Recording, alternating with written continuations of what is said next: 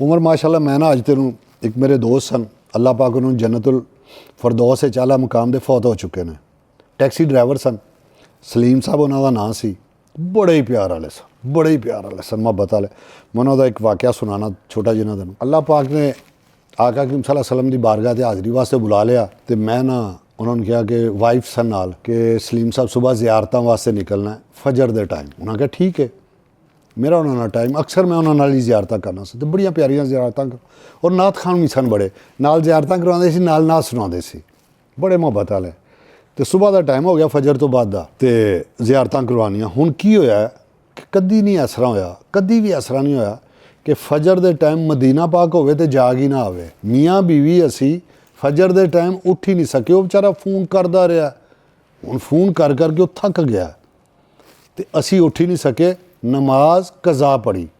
पहली बारी जिंदगी मैं बड़ा परेशान कि मदीना पाक ते जाग ही नहीं आई, दोनों ने ही नहीं आई। फिर सोच के यहो दिल ख्याल है इहदे च कोई हिकमत है, इहदे च कोई हिकमत है। नमाज असी कज़ा पढ़ी लेकिन बड़ा पछताए कि की कीता तुसी, मदीना पाक ही सुते रह गए जे। तो फिर मैं दिल च ख्याल आया इहदे च कोई हिकमत है। वो जिस वक्त जागे नमाज नमूज पढ़ी तो सलीम साहब नाल राबता कहंदे मियाँ साहब तुसी की कीता, इन्ने फोन कीते ने, तुसी कोई रिस्पॉन्स ही। मैं क्या सलीम अल्लाह जानदा सुते ही रह गए, तो नमाज भी कज़ा पढ़ी है फजर दी। कहते चलो कोई गल नहीं। मैं कहा हुण इस तरह करिए ईशा तो बाद का प्रोग्राम रखिए।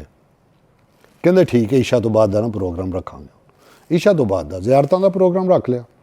ईशा की नमाज पढ़ी, सलीम साहब आ गए, दोनों मियाँ बीवी बैठे तो ज़ियारतों वास्ते चले गए। मस्जिद कुबा कहते मियाँ साहब खाना ना खा लीए, मस्जिद कुबा को बड़ा प्यारा होटल है, पाकिस्तानी होटल है, तो बड़ा प्यारा खाना है, तो खाना खा लीए।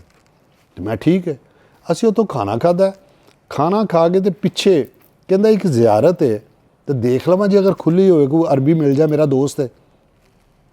लो जी असी पिछे गए हाँ, उमर भाई वो ज़ियारत अरबी दरवाज़ा लॉक करदा पिया, मेन गेट बंद करदा पिया। उन्हें अरबी च उन्हां नाल गल कीती। उन्हां कहा मेरी भैन है तो मेरा भाई है, तो ये आए ने, तो तुहाडी मेहरबानी थोड़ी देर वास्ते अगर तुसी इन्हां नूं अंदर इजाजत दे दिओ। तो उनकी मेहरबानी, करीम ने करम करना सी। उन्हें जो दरवाज़ा खोलिया तो किहड़ी जगह सी जिस वक्त मेरे प्यारे करीम आका सल्लल्लाहु अलैहि वसल्लम ने हिजरत की थी ना, तो सारे नाल पहले जिस जगह ते ठहरे वो घर सी। अल्लाहु अकबर, जिहड़ा कि वो ज़ियारत कदी किसी ने नहीं सी कीती और बंद सी। मेरे अल्लाह करीम ने अंदर चले गए। अंदर उन्हें अपने मुलाजम नूं कहा इन्हूं कड्ढी, इन्हां नूं कड्ढना नहीं, तो जदों इन्हां दा दिल करेगा उदों बाहर चले जान। और अरबी जांदा जांदा अपने मुलाजम नूं भी कह गया। वो घर अज भी उमर साहब मौजूद है, उत्थे कुआं सी। आका करीम सल्लल्लाहु अलैहि वसल्लम ने सब नाल पहले उस कुएं का पानी मदीना पा के इस्तेमाल किया सी। अज उत्थे टूबल लगा है, अज भी पानी है। अल्लाह पाक ने उत्थे नवाफल पढ़न का भी मौका दिता, उस कुएं का पानी पीने का भी मौका दिता, उस घर नूं ज़ियारत करन का भी मौका दिता, हथ लाने का भी मौका। छत नहीं है, दुआरा उन्हां दियां अज भी खड़ियां ने उस जगह ते जिथे आका करीम सल्लल्लाहु अलैहि वसल्लम नूं बिठा के हज़रत अबू बकर सदीक रज़ी अल्लाह तआला ने ऊपर चादर तानी सी, वो जगह भी मौजूद है अल्हम्दुलिल्लाह। उत्थे अल्लाह पाक ने मौका दिता। तो फिर मैं वाइफ नूं कहा, मैं कहा देख हिकमत सी, शायद साडी नमाज तो सवेरे कज़ा पढ़ी गई है, यह ज़ियारत असी जे सुबह कर लेंदे तो रात नूं तो नहीं सी हो सकनी।